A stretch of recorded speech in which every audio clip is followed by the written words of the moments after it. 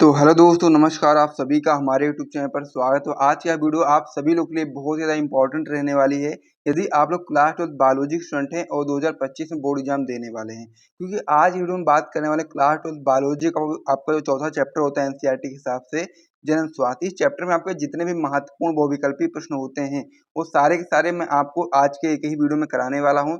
इससे पहले हम लोगों ने पुष्टि पात्रों में लैंगिक जनन और साथ ही में मानव जनन चैप्टर में जितने भी आपके महत्वपूर्ण बहुविकल्पी प्रश्न थे वो सारे मैंने आपको करा दिए थे। आप लोगों ने अभी तक अगर नहीं देखा है तो आप लोग प्लेलिस्ट में जाकर के चेक कर सकते हो और साथ ही मैं डिस्क्रिप्शन बॉक्स में भी आपको मैं प्लेलिस्ट का लिंक डाल दूंगा, वहां से आप लोग जाकर के देख सकते हो। इससे पहले के जो 2 चैप्टर मैंने बताए हैं सारे महत्वपूर्ण प्रश्न बहुविकल्पी मैंने सारे उसमें बताए हैं, सारे के सारे आप लोग कंप्लीट कर लेना। उसके आप इस वीडियो को भी देख करके इस चैप्टर में जितने भी आपके महत्वपूर्ण बहुविकल्पी प्रश्न होते हैं जो कि आपके बोर्ड परीक्षा 2025 में आ सकते हैं वो सारे प्रश्न आपको इस वीडियो के अंदर करवाया जाएगा। और साथ ही में यदि आपको इसी प्रकार से रेगुलर बेसिस पर महत्वपूर्ण प्रश्नों की क्लास चाहिए 2025 बोर्ड की परीक्षा के लिए तो आप लोग कमेंट किया करो और साथ में वीडियो को लाइक किया करो, वीडियो को अपने दोस्तों के साथ शेयर कर दो ताकि जितने से जितने लोग अधिक से अधिक लोग आ जाएंगे उतना ही ज़्यादा अच्छा लगेगा इस प्रकार से कंटेंट को बनाने में और आप लोग के पास लेकर के आने में। तो इसीलिए आप वीडियो को जल्दी से लाइक कर दो, चैनल को सब्सक्राइब कर दो, फिर हम लोग वीडियो को स्टार्ट करते हैं। और क्लास 12 बायोलॉजी का आज जो हम लोग नया चैप्टर स्टार्ट करने वाले जिसमें हम लोग महत्वपूर्ण जितने भी बहुविकल्पी प्रश्न होते हैं वो सारे के सारे करने वाले हैं, जो कि आपका होता है चैप्टर जनन स्वास्थ्य यानी कि रिप्रोडक्टिव हेल्थ के बारे में आज हम लोग पढ़ने वाले हैं। इससे पहले मतलब एक लेसन मैंने आपको बहुत ही अच्छे से पढ़ाया था, वो भी अगर आप लोग देखना चाहते हो तो देख सकते हो प्लेलिस्ट में जा करके। आज हम लोग महत्वपूर्ण प्रश्नों को यहाँ पर करने वाले हैं। वीडियो को शुरू करने से पहले मैं आपको बताना चाहता हूँ कि यदि आपको टॉपर ग्रुप 2025 चाहिए तो आप लोग हमारा टॉपर ग्रुप 2025 ज्वाइन कर सकते हैं, जिसका प्राइस 499 रखा गया। इसमें आपको फिजिक्स, केमिस्ट्री, बायोलॉजी तीनों सब्जेक्ट के नोट्स और इंपॉर्टेंट क्वेश्चन आंसर दिए जाते हैं। नंबर हमारा हो जाता है 9793440081। जिसको भी टॉपर ग्रुप चाहिए होगा वो लोग इस नंबर पर व्हाट्सएप मैसेज करेंगे, वहाँ पर उनको सारी जानकारी मिल जाएगी। तो चलिए अब हम लोग अपने चैप्टर की बात कर लेते हैं। तो इस चैप्टर में यानी कि जन स्वास्थ्य चैप्टर में हम लोग महत्वपूर्ण बहुविकल्पी प्रश्नों को स्टार्ट करने वाले हैं। तो चलो शुरू करते हैं।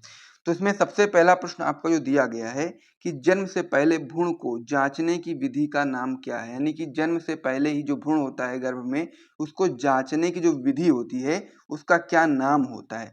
पहला ऑप्शन आपका इसमें दिया गया एमनियोसेंटेसिस, दूसरा आपका दिया गया क्वाइट्स इंटरप्ट और साथ ही में तीसरा आपका दिया गया वी रिसेचन और चौथा आपका दिया गया लेपोस्कोपी। तो इसमें से चार ऑप्शन आपके सामने दिए गए हैं, जिसको भी इसका सही आंसर पता है वो लोग कमेंट कर दो जल्दी से, फिर मैं इसका सही आंसर आपको बताता हूँ और आप लोग कॉपी में नोट करते हुए चलिएगा। ये बहुत ही महत्वपूर्ण प्रश्न है कि जन्म से पहले भ्रूण को जांचने की जो विधि होती है उसको हम लोग बोलते हैं एमनियोसेंटेसिस। इसीलिए आप लोग पहले वाले ऑप्शन ए वाले ऑप्शन पर सही टिक लगा लीजिए, फिर हम लोग अगले क्वेश्चन की ओर बढ़ते हैं। अगला प्रश्न आपका होता है सहेली गोली है।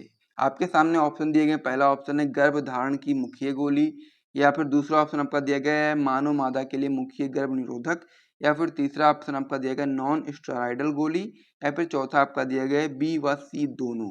तो इस प्रकार से आपको यहाँ पर समझना है कि तो यहाँ पर आपके चार ऑप्शन आपके सामने दिए गए हैं। तो इनमें से जो सही आंसर होगा आप लोग कमेंट करके बताइएगा। तो मैं इसका सही आंसर मैं आपको बता देता हूँ कि जो आपका मानव मादा के लिए जो मुख्य गर्भ निरोधक जो गोली होती है वो आपकी होती है सहेली गोली। इसीलिए आप लोग ऑप्शन नंबर बी पर सही टिक लगा लीजिए। और साथ ही में आपको यहाँ पर हमारे channel dream right education channel को सब्सक्राइब कर देना है यदि आप लोगों ने भी अभी तक सब्सक्राइब नहीं किया है, क्योंकि यहाँ पर इसी प्रकार के बहुत ही महत्वपूर्ण कंटेंट आपको 2025 की बोर्ड परीक्षा के लिए मिलने वाले हैं। तो इसीलिए आप जल्दी से सब्सक्राइब कर दो यदि आपने अभी तक नहीं किया। फिर हम लोग अगले क्वेश्चन की ओर बढ़ते हैं। अगला प्रश्न आपका इसमें दिया गया कौन सी तकनीकी पुरुषों से संबंधित है। अब यहाँ पर कुछ तकनीकियां दी गई हैं। पहला आपका है ट्यूबोक्टोमी, दूसरा आपका है मुखिए गोली, तीसरा आपका दिया गया यहाँ पर वासेक्टोमी और चौथा आपका दिया गया इनमें से कोई नहीं। तो इनमें से चारों ऑप्शन को आपको देखना है और आपको बताना है कि कौन सी तकनीकी जो है वो पुरुषों से संबंधित है। तो यहाँ पर जो आपका पहला वाला ऑप्शन दिया गया है ट्यूबोक्टोमी, ये आपका होता है मादा से संबंधित यानी कि महिलाओं से संबंधित होता है। और जो आपका वासेक्टोमी होता है पुरुष नसबंदी से हम लोग बोलते हैं हिंदी में, ये आपका पुरुषों से संबंधित होता है। तो इसीलिए आप लोग अगर क्वेश्चन पूछा गया कि कौन सी तकनीकी पुरुषों से संबंधित है तो आप लोग बताएंगे वासेक्टोमी जो कि आपका पुरुष नसबंदी होता है। इस पर आप लोग सही टिक लगा लीजिए, फिर हम लोग अगले क्वेश्चन की ओर बढ़ेंगे। और साथ ही में आप लोग कमेंट जरूर करते हुए चलिएगा यदि आप लोगों को पहले से आंसर पता है। अगला प्रश्न आपका इसमें होता है निम्न में से कौन रेट्रोवायरस द्वारा उत्पन्न होता है। तो इनमें से आपके पास ऑप्शन दिए गए हैं और इसमें से आपको बताना है इनमें से कौन सा रोग है जो कि रेट्रोवायरस के द्वारा उत्पन्न होता है। पहला ऑप्शन आपका इसमें दिया गया सुजाक, दूसरा आपका दिया गया सिफिलिस, तीसरा आपका दिया गया ट्राइकोमोनियसिस और चौथा आपका दिया गया एड्स।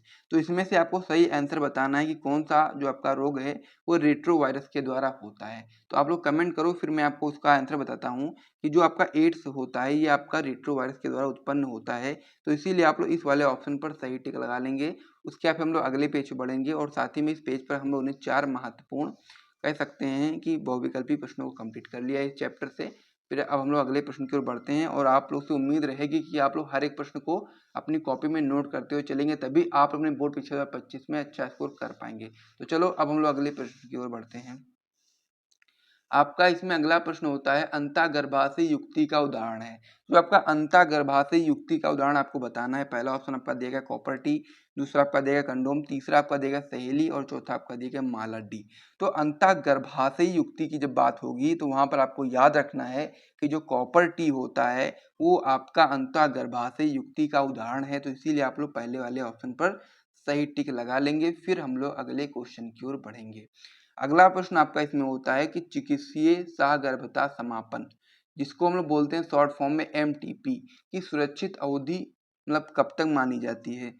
15 सप्ताह तक या 12 सप्ताह तक या 16 सप्ताह तक या फिर 18 सप्ताह तक। यानी कि कौन सी अवधि में चिकित्सीय सहगर्भता समापन यानी कि एमटीपी कराना सुरक्षित माना जाता है? तो इसमें आपका जो सही ऑप्शन होगा वो 12 सप्ताह यानी कि 3 महीने तक सहगर्भता समापन करवाना ये सुरक्षित माना जाता है। इसके बाद में जब आप लोग अगर एमटीपी करवाते हो तो उसमें क्या होता है कि बच्चे और माँ दोनों की जान को खतरा होता है। तो इसीलिए आपको यहाँ पर समझना है कि चिकित्सीय सहगर्भता समापन यानी कि एमटीपी की सुरक्षित अवधि होती है वो आपकी 12 सप्ताह यानी कि 3 महीने मानी जाती है। तो इस वाले पर आप लोग सही टिक लगाओ। फिर हम लोग अगले क्वेश्चन की ओर बढ़ते हैं। अगला प्रश्न आपका इसमें दिया गया है कि निषेचित युग्मनज 8 कोशिकीय भ्रूण को रोपित किया जाता है। तो हम लोग को बताना है कि जो आपका निषेचित युग्मनज होता है जब आपका 8 कोशिकीय हो जाता है तो उस भ्रूण को हम लोग कहाँ पर रोपित करते हैं, कहाँ पर वो अपने आप रोपित होता है? पहला ऑप्शन आपका इसमें देगा गर्भाशय, दूसरा आपका देगा योनि मार्ग, तीसरा आपका इसमें दिया गया है फैलोपियन नलिका और चौथा आपका दिया गया अंडाशय। तो यहाँ पर जो निषेचित युग्मनज 8 कोशिकीय जो आपका भ्रूण होता है वो आपका फैलोपियन नलिका में रोपित होता है। इसीलिए आप लोग इस वाले ऑप्शन पर सही टिक लगाएंगे। फिर हम लोग अगले क्वेश्चन की ओर बढ़ेंगे। अगला प्रश्न आपका होता है नलिका उच्छेदन यानी कि ट्यूबेक्टोमी का प्रयोग किया जाता है। तो किसमें किया जाता है? पुरुष में किया जाता है, महिला में किया जाता है, बच्चों में किया जाता है या फिर सभी में किया जाता है? तो यहाँ पर मैंने आपको बताया था ट्यूबेक्टोमी जो आपका होता है वो आपका महिला में इसका प्रयोग किया जाता है और वहीं पर जो आपका वासेक्टोमी होता है वो आपका पुरुष में किया जाता है। तो यहाँ पर सही ऑप्शन क्या होगा नलिका उच्छेदन यानी कि ट्यूबेक्टोमी का, कि इसमें प्रयोग किया जाता है। तो आप बताएंगे कि महिला में प्रयोग किया जाता है। और यदि जैसा कि मैंने इससे पहले जो क्वेश्चन मैंने आपको बताया था कि कौन सी तकनीकी पुरुषों से संबंधित, तो यहाँ पर आपका वासेक्टोमी था और जब महिला की बात होगी तो यहाँ पर आपका ट्यूबेक्टोमी होगा। यानी कि आपका यहाँ पर क्या हो जाएगा, ट्यूबेक्टोमी जो आपका होता है वो महिलाओं में प्रयोग किया जाता है। तो इसीलिए आप लोग इस वाले ऑप्शन पर सही टिक लगाएंगे बी वाले पर। फिर हम लोग अगले क्वेश्चन की ओर बढ़ेंगे।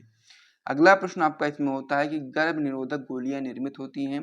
पहला ऑप्शन आपका दिया गया FSH और दूसरा आपका दिया गया LH, तीसरा आपका दिया गया A व B से और चौथा ऑप्शन आपका दिया गया कोई नहीं। तो यहाँ पर आपको याद रखना है कि जो गर्भ निरोधक गोलियां होती हैं वो आपकी निर्मित होती हैं किससे? तो आपको यहाँ पर याद रखना है कि जो गर्भ निरोधक गोलियां होती हैं वो ना ही आपका FSH से निर्मित होती हैं ना ही LH से निर्मित होती हैं, बल्कि वो आपका निर्मित होती हैं कह सकते हैं प्रोजेस्टेरॉन से। तो इसीलिए आप लोग यहाँ पर देखेंगे कि इसमें से कोई ऑप्शन आपका सही नहीं है। तो इसीलिए आप लोग डी वाले ऑप्शन पर सही टिक लगा देंगे। फिर हम लोग अगले क्वेश्चन की ओर बढ़ते हैं। अगला प्रश्न आपका इसमें होता है लैंगिक संचारित रोग है। तो इसमें से हम लोग को बताना है कौन सा रोग है जो आपका लैंगिक संचारित रोग है, यानी कि कह सकते हैं कि लैंगिक अंगों के द्वारा होता है, इसको हम लैंगिक संचारित रोग बोलते हैं। तो पहला ऑप्शन आपका इसमें दिया गया है एड्स, दूसरा आपका दिया गया गोनोरिया, तीसरा आपका दिया गया सिफिलिस और चौथा आपका दिया गया उपरोक्त सभी। तो जो लैंगिक संचारित रोग है ये आपका तीनों रोग लैंगिक संचारित रोग ही हैं। तो इसीलिए आप लोग ऑप्शन नंबर डी पर सही टी लगा देंगे उपरोक्त सभी पर, और इस पर आप लोग सही टी लगा दो। फिर हम लोग अगले पेज पे बढ़ते हैं और प्रश्नों को देखते हैं। तो यहाँ तक हम लोगों ने 10 महत्वपूर्ण प्रश्नों को कर लिया है और साथ ही में यदि आप लोगों ने अभी तक वीडियो को लाइक नहीं किया है तो वीडियो को लाइक कर दिया करो, क्योंकि आप लोग थोड़ा सा सपोर्ट दिखा दिया करो। आप लोग सपोर्ट दिखाओगे तभी आपको इस प्रकार से और भी महत्वपूर्ण वीडियोस लगातार मिलती रहेंगी। तो चलिए अब हम लोग अगले पेज पर बढ़ते हैं। अगला पेज आपका जो है, इसमें आपका जो 11वां प्रश्न है वो आपका होता है एमटीपी का पूरा नाम क्या है। तो एमटीपी का पूरा नाम हम लोग को बताना है, बहुत ही इंपॉर्टेंट प्रश्न होता है और ये आपका बहुविकल्पी के साथ साथ अति लघु में भी आ सकता है कि एमटीपी का पूरा नाम बताइए। तो इसमें आपको सबसे पहले याद कर लेना है कि एमटीपी का पूरा नाम क्या होता है। तो हम लोग आइए इसको समझते हैं पहले ऑप्शन को। तो पहला ऑप्शन आपका इसमें दिया गया मेडिकल टर्मिनेशन ऑफ प्रेगनेंसी, दूसरा ऑप्शन आपका दिया गया मल्टी ट्रेड फ्रीक्वेंसी, तीसरा आपका दिया गया मल्टी टेम्परेरी फ्रीक्वेंसी और चौथा आपका दिया गया उपरोक्त में से आपका कोई नहीं। ठीक है, तो इसमें से हम लोग को बताना क्या है, एमटीपी का पूरा नाम। तो एमटीपी का पूरा नाम आपको अगर पता होगा तो आपको मैंने अभी हिंदी में बताया था, चिकित्सीय सागरता समापन, ये आपका होता है हिंदी में एमटीपी का पूरा नाम और इंग्लिश में आपका होता है medical termination of pregnancy. MTP का पूरा नाम क्या होता है, मेडिकल टर्मिनेशन ऑफ प्रेगनेंसी। तो इसीलिए आप लोग ऑप्शन नंबर ए पर सही टिक लगा लो। फिर हम लोग अगले क्वेश्चन की ओर बढ़ते हैं। ये बहुत ही महत्वपूर्ण प्रश्न है, इसको आप लोग स्किप मत करिएगा। ठीक है, अगला प्रश्न आपका होता है कि हार्मोनल गोली का एक घटक है। तो हार्मोनल गोली का घटक हम लोग को बताना, ये भी आपका महत्वपूर्ण प्रश्न होता है। पहला ऑप्शन आपका इसमें देगा थायरॉक्सिन, दूसरा आपका देगा प्रोजेस्टेरॉन, तीसरा आपका देगा एलएच और चौथा आपका देगा एफएसएच। तो इसमें आपका जो सही ऑप्शन होता है हार्मोनल गोली का एक घटक आपका प्रोजेस्टेरॉन होता है, इसीलिए आप लोग ऑप्शन नंबर बी पर सही टिक लगा देंगे। फिर हम लोग अगले क्वेश्चन की ओर बढ़ते हैं। अगला प्रश्न आपका इसमें होता है कि एमनियोटिक द्रव की कोशिकाओं में निम्न में से किसकी उपस्थिति द्वारा भ्रूणीय शिशु का लिंग निर्धारण होता है। यानी कि जो एमनियोटिक द्रव होता है, जो कि उसमें से कौन सी कोशिकाएं पाई जाती हैं, तो फिर पता चलता है कि भ्रूणीय शिशु का लिंग निर्धारण किस प्रकार से होता है। किस प्रकार से पता चलता है कि जो भ्रूण है जो आपका शिशु है वो नर है या मादा है, इसका पता लगाने के लिए यहाँ पर जो आपका लिंग गुणसूत्र होता है उसकी आवश्यकता होती है। तो यहाँ पर आपको समझ लेना है कि जो आपका लिंग गुणसूत्र होता है यही आपका सही ऑप्शन होता है और एमनियोटिक द्रव्य कोशिकाओं में लिंग गुणसूत्र की उपस्थिति द्वारा ही भ्रूणीय शिशु का लिंग निर्धारण होता है। तो इसलिए आप लोग इस वाले ऑप्शन पर सही टिक लगा लीजिए। फिर हम लोग अगले क्वेश्चन की ओर बढ़ते हैं। अगला प्रश्न आपका जो आपका लास्ट क्वेश्चन होता है इस चैप्टर का, जो कि महत्वपूर्ण है, जो कि आपका होता है सहायक जनन प्रौद्योगिकी के अंतर्गत वह तकनीक जिसमें एक शुक्राणु को सीधे अंडाणु में अंताक्षेपित या फिर बोल सकते हो आप लोग इंजेक्ट कर दिया जाता है, उसको हम लोग क्या बोलते हैं। पहला ऑप्शन आपका देगा GIFT, दूसरा आपका देगा ZIFT, तीसरा आपका देगा ET और चौथा आपका देगा ICSI। तो यहाँ पर जो सही ऑप्शन होता है आपका होता है ICSI, जिसका फुल फॉर्म होता है अंतःकोशिकीय शुक्राणु निक्षेपण। तो इसे आप लोग अच्छे से याद कर लेना क्योंकि ये इंपॉर्टेंट है, आपके बोर्ड एग्जाम में आ सकता है। तो इस प्रकार से जो आपका यह चैप्टर था जनन स्वास्थ्य, इस चैप्टर में आपके जितने भी महत्वपूर्ण बहुविकल्पी प्रश्न होते हैं जो कि आपके बोर्ड परीक्षा 2025 में बन सकते हैं, सारे के सारे मैंने करा दिए हैं। और साथ ही में यदि आपको यहाँ से वीडियो पसंद आए तो वीडियो को लाइक जरूर करिएगा, चैनल को सब्सक्राइब करिएगा। मिलते हैं नेक्स्ट वीडियो में, तब तक के लिए जय हिंद।